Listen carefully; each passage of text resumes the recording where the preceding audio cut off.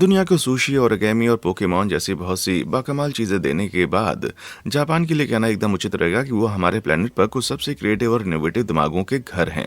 लेकिन उन्होंने दुनिया को कुछ ऐसी भी चीजें मुहैया करवाई हैं जिनसे देखने वालों का मुंह हैरानी से खुला का खुला रह जाएगा। चौकोर तरबूज से लेकर जादुई बाथरूम्स तक। तो दोस्तों आइए मिलकर देखते हैं जापान कैसे फाड़ू डिजाइन के साथ छोटी से छोटी डिटेल्स वाली फंक्शनल चीजें बना देता है।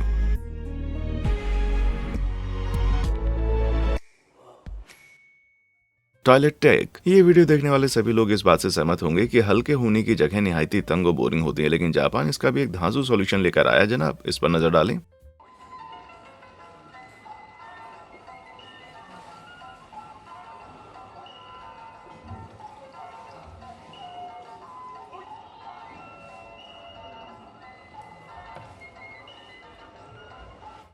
क्लिप देखकर आप समझ गए होंगे कि वो छोटा बच्चा पेशाब कर रहा है, लेकिन वो इकलौता नहीं है, बल्कि इस काम में कैमरामैन भी उसका साथ देता है। असल में ये जापान के टॉयलेट में इंस्टॉल्ड एक वीडियो गेम होता है जो इसके एक प्रैक्टिकल फंक्शन को बखूबी अंजाम देता है। दरअसल ये कार्टून वाले सोडा कैन नाली से गुजरने वाले यूजर की उस सुनहरी धार के साथ अपना तालमेल बिठाते हैं, लेकिन अगर यूजर अपनी सूसू से कोई टेढ़ी मेढ़ी नक्काशी करने की सोचता है तो सीट में लगा एक इंफ्रारेड डिवाइस गेम प्ले को रोक देता है। वाह यार, एक इंसान को मूतने के सही तौर तरीके वीडियो गेम की मदद से सिखाने का ये अच्छा आइडिया बॉस। चलिए अब इस फनी गेम से थोड़ा आगे बढ़ते हुए एक नजर अपनी जापानी शौचालय के इस अगले आविष्कार पर डालते हैं जो पिछले वाले से भी ज्यादा इंप्रेसिव है। देखिए तो।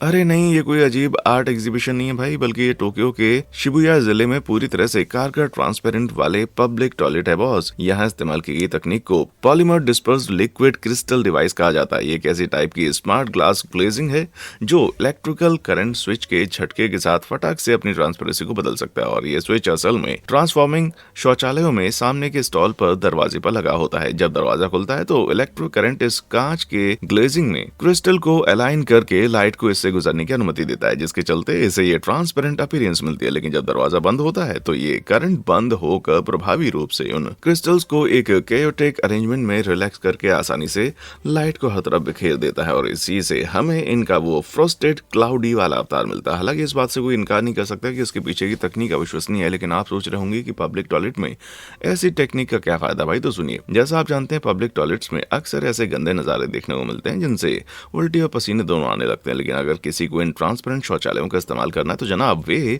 अंदर जाने या कुछ भी छूने के बिना ही आसानी से इनकी सफाई और सुरक्षा दोनों की जांच कर सकते हैं। इसके अलावा अगर कोई भी इन शौचालयों में गंदगी यूं ही छोड़ देता है तो वो लाइन में खड़े अगले इंसान द्वारा फटक से रंगे हाथों पकड़ा जाएगा। और हाँ, जहां तक दिमाग ठिकाने लगाने की बात है तो इसमें शेम एक बहुत बड़ी भूमिका निभाता है भैया, जैसा कि हम में से कई लोगों ने हाई स्कूल में सीखा है ना। स्ट्रीट वाइज दोस्तों, जब बात ट्रैफिक सिग्नल की हो तो हम सभी जानते हैं कि उस हरे रंग का मतलब गो होता है ना। लेकिन जापान इससे सहमति नहीं रखता भाई। अगर आप कभी जापान गए तो आपने देखा होगा कि वो अपनी ट्रैफिक लाइटों के साथ वहां कुछ फंकी कर रहे होते हैं बॉस। जब दुनिया के बाकी ट्रैफिक लाइट सिस्टम लाल, एम्बर और हरे रंग का इस्तेमाल करते हैं, पर वहीं जापान लाल, एम्बर और नीले रंग का काम में इस्तेमाल लेता है। और इस फैसले के पीछे की वजह हमारी सोच से कहीं ज्यादा स्ट्रेंज है भाई।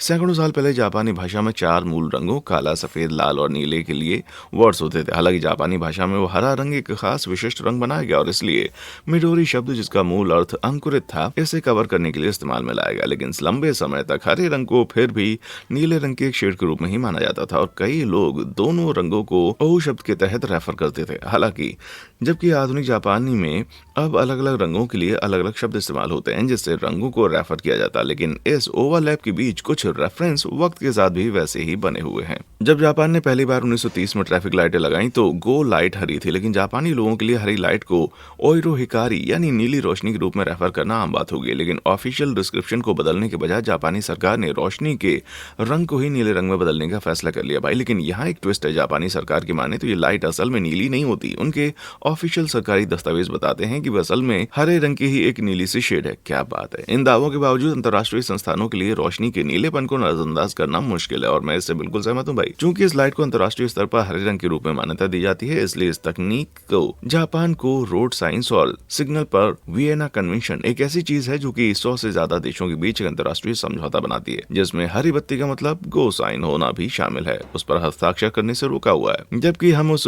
हरी मेरा मतलब नीली, अरे यार जो मर्जी कहो, उसका वेट कर रहे हैं। तो आइए जरा चार ओर नजर मारते हैं। शुक्र है शानदार वेस्ट मैनेजमेंट सेवा और राष्ट्रीय गौरव के कॉम्बो का, जिससे जापान की सड़कें सुपर क्लीन होने के लिए निहायती फेमस है। हालांकि वो गंद के बजाय जिस चीज से भरी पड़ी है वो उनकी शानदार डिजाइन डिटेल, जो लाखों लोगों की हर रोज की मदद करते हैं। जैसे टोक्यो के शिबुया शहर की इस हाचिको स्क्वायर पर एक क्रॉसिंग को ले लीजिए। शिबुया क्रॉसिंग एक ही दिन में 5 क्रॉस वॉक पर लगभग 5 लाख पैदल चलने वालों की मदद करने के लिए 10 लेन की यातायात को रोकता है। इस तरह के क्रॉसिंग, जिन्हें पेडेस्ट्रियन स्क्रैम्बल्स कहा जाता है, जहां सिग्नल सभी दिशाओं में क्रॉसिंग की अनुमति देते हैं, उनके लिए ट्रैफिक को पूरी तरह से रोक देते हैं।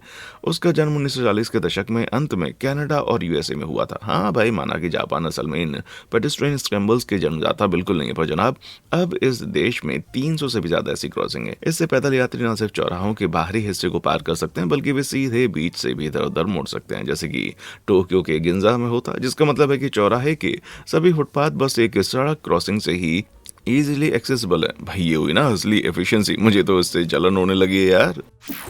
चिंदोगु, हाँ माना कि जापान अपनी सरल तकनीक प्रेमी इनोवेशन के लिए जाना जाता है, पर जनाब ये दुनिया के अब तक के कुछ सबसे अजीब आविष्कारों के लिए भी मशहूर है। चिंदोगु छोटी छोटी रोजमर्रा की दिक्कतों को हल करने के लिए अजीबोगरीब गैजेट्स का आविष्कार करने की कला होती है, जो आम नजरिए से देखें तो बिल्कुल उपयोगी नहीं होते, लेकिन ये फिर भी पूरी तरह से बेकार और बेतुके नहीं है। चिंदोगु जापान के रहने वाले एक पगलाए वैज्ञानिक आविष्कार केंजी कावाकामी के दिमाग की देन है।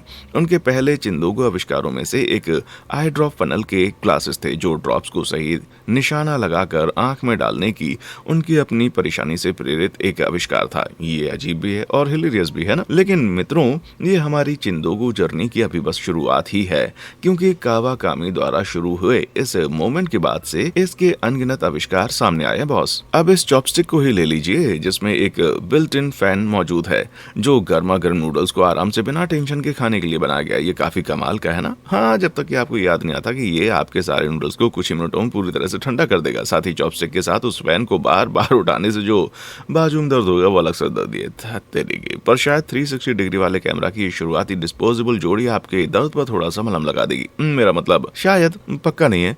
हालांकि ये देखते हुए कि आप इसे पहने हुए कैसे नजर आएंगे, तो आपको पहले खुद से ये पूछना होगा कि मैं नमूना दिखना चाहता हूँ क्या। लेकिन मियाँ, इस बटर स्टिक के बारे में क्या ख्याल है? भले ही ये एक बटर नाइफ को बार बार धोने की परेशानी को खत्म कर देगा, लेकिन इसके फायदे से ज्यादा नुकसान होंगे, क्योंकि भैया खाने के बचे टुकड़ों और उन बाकी चीजों का क्या, जो आसानी से इस स्टिक से चिपक कर इसमें फंस सकते हैं। फिर भी मैं एक बार तो जरूर ट्राई करना चाहूंगा यार। ओह हाँ, स्टिक से याद आया, मैं शर्त लगा सकता हूँ कि आपको आइडिया अभी तक नहीं आया होगा कि आज हर जगह हर तरह से इस्तेमाल होने वाला ये अगला पॉपुलर प्रोडक्ट भी चिंदोगु से ही निकला भाई। भले कि शुरू में इसे एक बेकार बेतुका सा आविष्कार कहा गया हो, लेकिन सेल्फी स्टिक को 1995 में कावाकामी की 101 अनयूजलेस जापानी आविष्कारों की किताब में शामिल किया गया था। लेकिन जैसा कि हम सभी जानते हैं, ये बेकार कही जाने वाली स्टिक अब हमारे सेल्फी जुनूनी समाज का दिल का टुकड़ा बन चुकी है भाई। जबकि सेल्फी स्टिक एक यूजफुल टूल है या नहीं, ये अभी भी बहस का एक पब्लिक मुद्दा बना हुआ है। लेकिन दो आविष्कार निश्चित रूप से बेकार नहीं है। वे नीचे वाले लाइक और सब्सक्राइब बटन से आप उन्हें उपयोग में क्यों नहीं लाते भाई? उन्हें जल्दी से दबाएं और हाँ, उस बेल आइकन को भी जरूर दबाएं, जिससे जब भी मैं कोई नया कंटेंट पेश करूं तो आपको फटक से नोटिफिकेशन मिल जाए। चलिए हम आगे बढ़ते हैं, पर हाँ,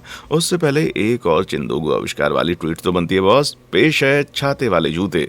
अरे ये क्या मजाक हुआ यार। तरबूज की स्क्वायर यात्रा, सोफिस्टिकेटेड सुशी से हम्बल कप नूडल्स तक, बात जब कुलिनरी स्किल्स की होती है तो जापान के वर्ल्ड फेमस व्यंजन निश्चित रूप से एक अलग ही मयार सेट करते हैं बॉस। लेकिन ये अगला खाने का पदार्थ स्किल्स कम और जापानी किसानों के धांसू दिमाग की शानदार सोच का सबूत ज्यादा मेरे भाई। इसे देखो जरा।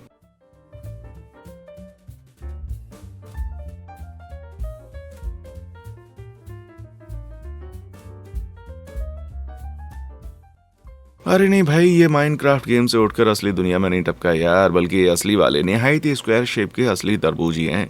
क्योंकि वो उगाए कैसे जाते हैं? और हाँ, इससे इम्पोर्टेंट ये सवाल है कि भैया क्यों उगाए जाते हैं? तो सुनिए, जब छोटे छोटे तरबूज बेल पर लटके होते हैं तो उन्हें इसी वक्त चौकोर बॉक्स में डाल दिया जाता है। फिर ये फल लगातार बढ़ना जारी रखता है और आखिर में क्यूबिक शेप को अपना कर उस बॉक्स को भर देता है। इस आइडिया का बीज 1977 में जापानी ग्राफिक डिजाइनर टोमोयुकी ओनो के दिमाग द्वारा बोया गया था और उन्होंने अपने क्यूब वाले फल मोल्डिंग डिवाइस के लिए यूएसए में पेटेंट भी हासिल किया, जबकि आम किराने की दुकानों पर पाए जाने वाले आम गोल साइज के तरबूज कुछ डॉलर के होते हैं। पर जनाब ये कूल क्यूबिक क्रिएशंस जापान में $200 प्रति तरबूज और विदेशों में $860 प्रति तरबूज तक बिकती है। भाई इतने ऊंचे ऊंचे प्राइस टैग के साथ आप निश्चित रूप से इन तरबूजों को सबसे स्वादिष्ट रसीला होने की उम्मीद करेंगे, है ना। सुनिए, अपनी इतनी महंगी कीमत के बावजूद असल में ज्यादातर स्क्वायर तरबूज को उनकी क्यूबिक शेप की वजह से खाना लगभग नामुमकिन काम बन जाता है। हालांकि ओनो के पेटेंट का ये दावा है कि अलग शेप में ढाले गए इन तरबूजों का स्वाद नेचुरल शेप वाले तरबूज जितना ही होता है। लेकिन जनाब आज के चौको तरबूज से सिर्फ आंखें सेकी जा सकती हैं, पेट नहीं भरा जा सकता, जबकि उनकी अपीयरेंस ही उन्हें अलग बनाती है। पर मित्रों, इन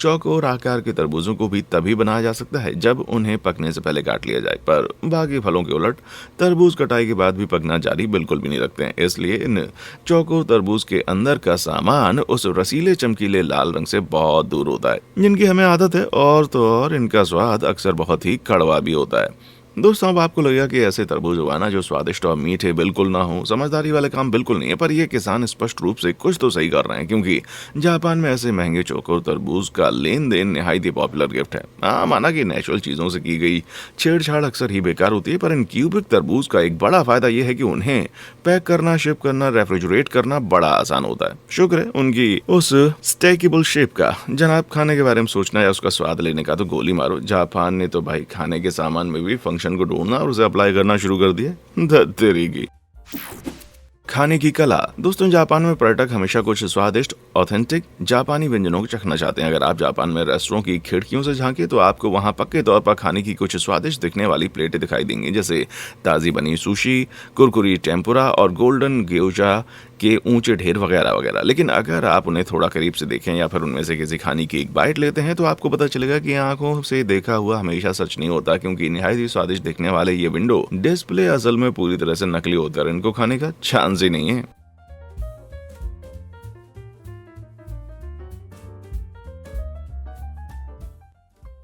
हाँ, माना वो नकली और इनएडिबल खाना पूरी तरह से बेकार लग सकता है, पर यह अभ्यास जिसे सोमपुरु कहा जाता है उसका एक बहुत ही क्लेवर फंक्शन होता है, जो कि संभावित पेट्रन्स को उनके पेट भरने में मदद करता है। सुपुरु की शुरुआत 1800 के दशक के अंत में शुरू हुई और तब इसमें असली खाने का इस्तेमाल किया जाता था, ताकि ग्राहक को यह आइडिया मिल सके कि अंदर उन्हें क्या मिलेगा। क्योंकि जापान में उस वक्त रिटेन मेन्यू खासा फेमस नहीं हुए थे, आखिरकार असली भोजन को बर्बाद होने से बचाने के लिए मोमबत्ती के मोम से बने मॉडल्स का इस्तेमाल किया जाने लगा। दूसरे विश्व युद्ध के खत्म होने के बाद इसे और ज्यादा लोकप्रियता मिली, क्योंकि 1945 और 1952 के बीच के वक्त में जापान पर संयुक्त राज्य अमेरिका का भारी कब्जा था और लगभग 4,30,000 अमेरिकी सैनिक उस वक्त जापान में रहते थे। इनमें से ज्यादातर सैनिक जापानी भाषा नहीं समझते थे और जब रात के खाने का समय आता था तो जापानी रेस्टोरेंट के मेन्यू से पढ़ना और ऑर्डर करना उनके लिए नामुमकिन काम बन जाता था। इसलिए सोमपुरु मॉडल के चलते ये अमेरिकी इमिग्रेंट सीधे उस चीज पर उंगली रख पाते थे जिसे वो खाना चाहते थे। आज आपको यकीन नहीं होगा, पर जापान की ये फेक फूड इंडस्ट्री $90 मिलियन से भी ज्यादा की है। इसमें क्लाइंट्स उन डिशेस के एक्चुअल वर्जन के साथ साथ उनके फोटोज, जिसका वो सोमपुरु वर्जन चाहते हैं, एक खास वर्कशॉप में भेजते हैं। असली खाने को आमतौर पर सख्त करने के लिए ट्रीट किया जाता है, फिर इसका मोल्ड बनाने के लिए इसे सिलिकॉन में डुबाया जाता है। इस मोल्ड को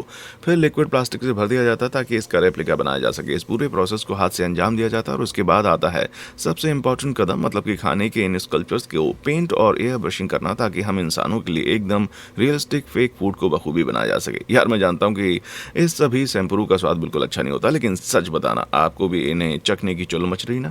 आज के बदलते दौर के ऑनलाइन मेन्यू और डिलीवरी एप्स के बावजूद ये प्लास्टिक फूड सैंपल्स अभी भी शान से जापानी संस्कृति में मौजूद हैं। और सच कहूं तो सेम्पुरु ने भाषा की सभी बाधाओं को पार करके पर्यटकों के लिए एक कीमती टूल का काम किया है भाई। यहाँ तक कि आपको अगर जापानी भाषा नहीं भी आती तो आपको बस उंगली से इशारा करके बताना कि आपको क्या खाना है और हो गया आपका काम। जैसे जापानी कहते हैं, जा जा।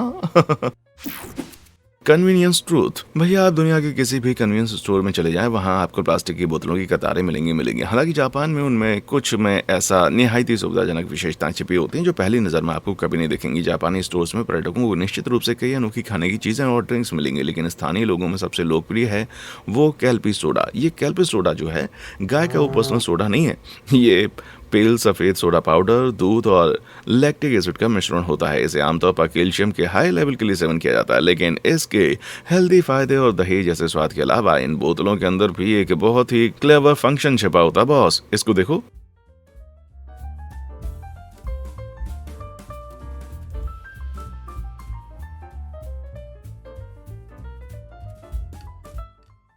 बोतलों के सुंदर चित्र के दृश्य कंज्यूमर्स को शानदार प्रोत्साहन देने के काम आते हैं, जो उसका 3D कलाकृति को उजागर करने के लिए जल्दी से बोतल की आखिरी बूंद तक को खत्म कर देते हैं। और अलग अलग कैल्पिस की बोतलों पर ऐसे बहुत सारे अलग अलग चित्र होते हैं जो उन्हें ऐसे कलेक्टिबल आइटम्स बनाते हैं जिन्हें कंज्यूमर्स गलती से भी कूड़े में फेंकने की गलती नहीं करेंगे। और कैल्पिस की बोतलें कला का एकमात्र नमूना नहीं है जो जापानी कन्वीनियंस स्टोर में पाई जा सकती हैं। अगर आप अपनी नजर रेफ्रिजरेटेड सेक्शन में दूसरी जगह डालते हैं तो आपको ये धांसू डिजाइन वाली चाय की बोतल नजर आएगी।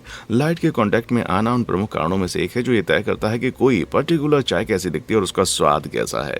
और आपने देखा होगा कई चाय ब्रांड्स की पैकेजिंग अपने प्रोडक्ट्स को एक अंधेरी जगह में रखने की सलाह देती हैं। लाइट का एक्स्ट्रा एक्सपोजर एक कंज्यूमेबल प्रोडक्ट के अंदर स्वाद पैदा करने वाले मॉलिक्यूल्स को बदल सकता है। इसलिए चाय के अंदर की क्वालिटी को बनाए रखने के लिए इन चाय की बोतलों के गले के चारों ओर बनी वो प्लास्टिक की लकीरें लाइट को बिखेरने में मदद करती हैं, जिससे ये चाय बहुत दूर तक रिफ्लेक्ट हो जाती है। इससे डायरेक्ट एक्सपोजर का खतरा कम करके इसकी ताजगी और स्वाद को मैक्सिमाइज किया जाता है।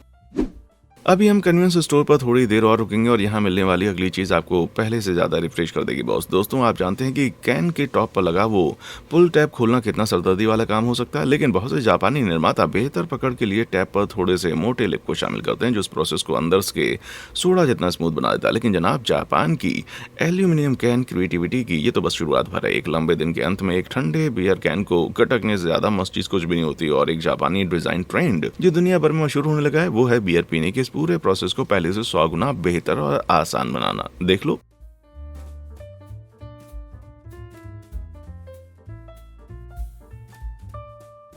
ये खास ring pull beer can aluminium can को बियर कप में बदल देते हैं जो आपको एक महंगी बार में पीने जैसा ही अनुभव प्रदान करते हैं। एक आम बियर के कैन पर दिखाई देने वाले उस छोटे होल के पीने के बजाय ये उधड़ने वाले ढक्कन बियर के सभी स्वादिष्ट स्वादों की खुशबू और उसका स्वाद लेने के काम को आसान बना देते हैं। क्या बात है जनाब। अब इस नए ट्रेंड को एक तरफ रखते हैं और हाँ, अगर आपने कभी इस तरह के ट्रेडिशनल स्टाइल वाले एक जैसे जापानी बियर कैन को देखा है तो आपने इसके टॉप पर वो बेतुके से दिखने वाले डॉट्स भी जरूर देखे होंगे। लेकिन जनाब, ये बिल्कुल भी बेतुके नहीं है और ना ही ये निर्माताओं द्वारा गुणवत्ता जांच, फैक्ट्री मशीन कैलिब्रेशन और पसंद के लिए इस्तेमाल की जाने वाली कोई कोडेड जानकारी है, बल्कि असल में जापानी शराब कंपनियों ने बड़ी चालाकी से ब्रेल को अपने कैन में इस्तेमाल किया है ताकि ऐसे ब्लाइंड लोग जो असल में सोडा चाहते हो वो गलती से बियर के कैन को ना उठा लें। जापानी शराब के कैन के मामले में इनके ऊपर शराब या साह की लिखा होता है, जबकि बाकियों के प्रोडक्ट ब्रांड का नाम ब्रेल में प्रिंट किया गया होता है। और एक्सेसिबिलिटी के लिए जापान का मिशन यहीं पर नहीं रुकता जनाब, ये सीधे डेयरी गलियारों तक भी जा पहुंचता है। दूध के कार्टन पर पाए जाने वाले इस छोटे से इंडेंटेड आग को भी नेत्रहीनों के लिए रखा गया। ये शुद्ध दूध को ऐसे बाकी ड्रिंक से अलग करने में मदद करता है जो एक जैसे शेप के कार्टन में आते हैं, जबकि लोग कहते हैं कि जो दिखता नहीं वो होता नहीं। पर जापान की उन सभी नामुमकिन चीजों को सपना देखना भी उन्हें इस्तेमाल में लाकर अपने लोगों की जिंदगी आसान भी कर देता है जापान, और उसमें अंधे लोग भी शामिल हैं। इस दिमाग के लिए ब्रेल प्रिंट वाली एक बियर तो बनती है मेरे भाई। अब आपको उस असुविधाजनक बियर को सोखने के लिए कुछ तो चाहिए होगा और जापान में आपको होश में लाने के लिए टेस्टी नूडल्स से बेहतर कोई ऑप्शन नहीं होता जनाब। जापान में हर साल औसतन लगभग 5.72 बिलियन इंस्टेंट नूडल्स खाए जाते हैं और उनके सुविधा स्टोर में विभिन्न स्वादों की अनंत संख्या होती है, जबकि आप अपने कप नूडल्स में आपको रेमन के तैरने के लिए गर्म पानी की जरूरत होती है। पर जापानी सुविधा स्टोर खास तौर से उबलते पानी को निकालने के लिए कुछ सुपर कन्वीनियंट तरीके प्रदान करते हैं। जापान में सबसे लोकप्रिय इंस्टेंट नूडल्स उत्पादों में से एक निस्सिन के यूएफओ नूडल्स को बनाने का एक बहुत ही खास तरीका है। जरा इस पर एक नजर डालें।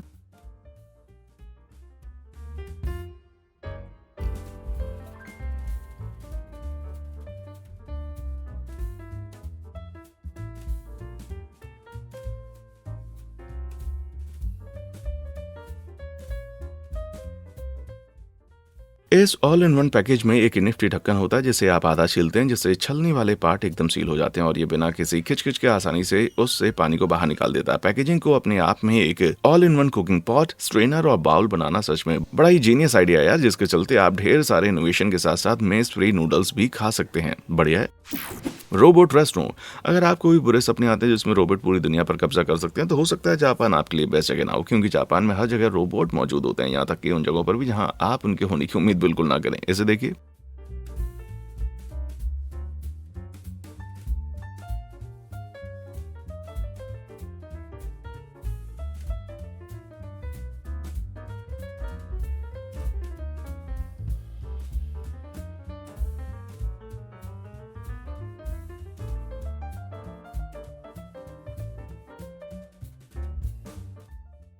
ये दुनिया के एकमात्र रोबोट रेस्टोरेंट में से एक है और आप जानते हैं कि रोबोट के पास नेक्स्ट लेवल की फंक्शनैलिटी होती है भाई। पार्लर के रूप में मशहूर टोक्यो के शिबुया जिले के इस रोबोटिक रेस्टोरेंट में रोबोट क्लर्क्स मौजूद हैं। उन सभी को पेपर कहा जाता है। ये खाने के ऑर्डर्स लेने के साथ साथ वेटर बनकर उन्हें सर्व भी कर देते हैं। मालिकों का दावा है कि पेपर पार्लर में ह्यूमनॉइड बॉट्स को आपके चेहरे के एक्सप्रेशंस को स्कैन करने के लिए आपके मूड के हिसाब से ही आपके लिए मेन्यू पेश करने के लिए डिजाइन किया गया। हाँ, माना कि ये सच है, पर उन्होंने ये नहीं बताया कि असल में काम कैसे करता है। खैर, जो भी हो, अगर आप मुझसे पूछें तो ये थोड़ा डरावना है। जब एक पेपर रोबोट आपकी आत्मा को गहराई से जांच कर आपके लिए ऑर्डर तैयार करता है, तो तब तक दूसरा रोबोट आपके टेबल तक लेकर जाएगा और आपके भोजन के आने की प्रतीक्षा करते समय आपको कंपनी भी दे देगा। इसलिए ये रोबोट ना सिर्फ भोजन के ऑर्डर लेने में मदद करते हैं, बल्कि वे ग्राहकों के साथ बातचीत करके तस्वीरें भी खिंचवाते हैं और ये लोग आपके साथ बैठक करके अलग अलग गेम्स भी खेलते हैं। हालांकि इसमें कोई शक नहीं है कि पेपर पार्लर में बेचे जाने वाले वफल स्वादिष्ट होते हैं, लेकिन इस रेस्टोरेंट की असली खासियत यह है कि ये हमें भविष्य का स्वाद प्रदान करता है।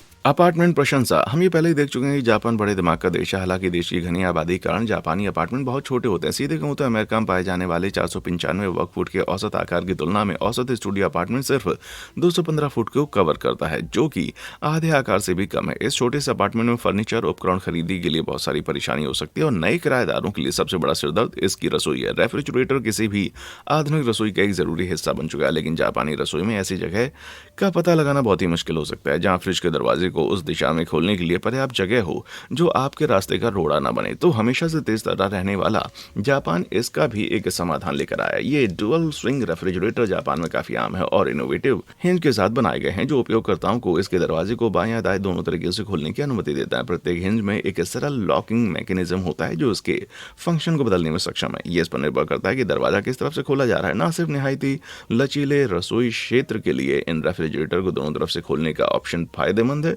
बल्कि ये लेफ्ट हाथ से काम करने वालों के लिए भी एक वरदान जैसा। भाई अरे रुको, लिस्ट में जगह बचाने वाले अभी और भी सीक्रेट्स हैं भाई। जरा इस माइक्रो अपार्टमेंट वाले शौचालय का समाधान देखो।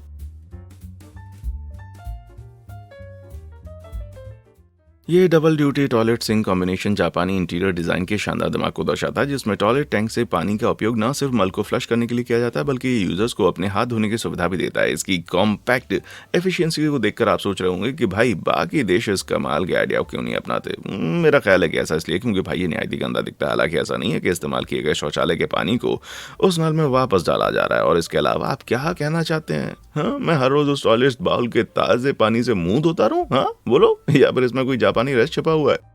Well, ooh la dee da, Mr. Frenchman. Vending ventures.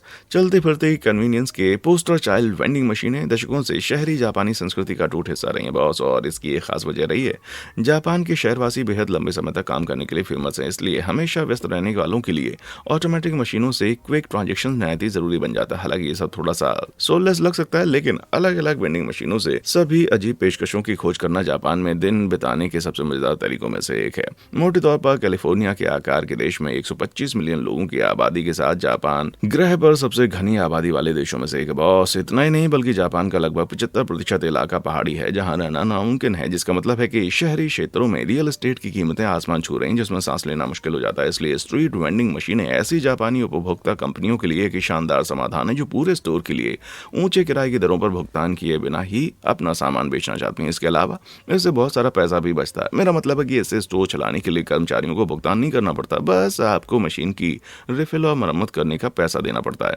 Japan के पास देश में 5 मिलियन से ज्यादा वेंडिंग मशीनें हैं जो टोक्यो की सड़कों से लेकर माउंट फूजी के शिखर तक मौजूद है। मतलब कि 125 मिलियन लोगों की ऊंची आबादी के साथ लगभग हर 25 नागरिकों के लिए एक वेंडिंग मशीन काम करती है। वेंडिंग मशीनों की इस संख्या के साथ ये कोई आश्चर्य की बात नहीं है कि जापान में आप जब चाहें, जहां चाहें, जो चाहें उसे प्राप्त कर सकते हैं, चाहे फिर छतरी, मेडिकल टेस्टिंग किट और गर्म भोजन जैसी उपयोगी चीजें हो, या फिर कोई पोकेमोन कार्ड और कैन में केक जैसी चीज हो। यहाँ तक मेरी बात है, मैं डाइट पर हूँ, मैं सिर्फ गोभी की वेंडिंग मशीन से चिपका रहूंगा। मजाक कर रहा हूँ यार, मैं तो प्रोटीन के लिए अंडे की मशीन पर डेरा डालूंगा, और हाँ, मेरा आधा हिस्सा इन मशीन से फ्लावर गिफ्ट्स को खरीदना पसंद करेगा, एकदम मस्त और ताजे वाले। ओह जापान, सच में तुम्हारा कोई मुकाबला नहीं है।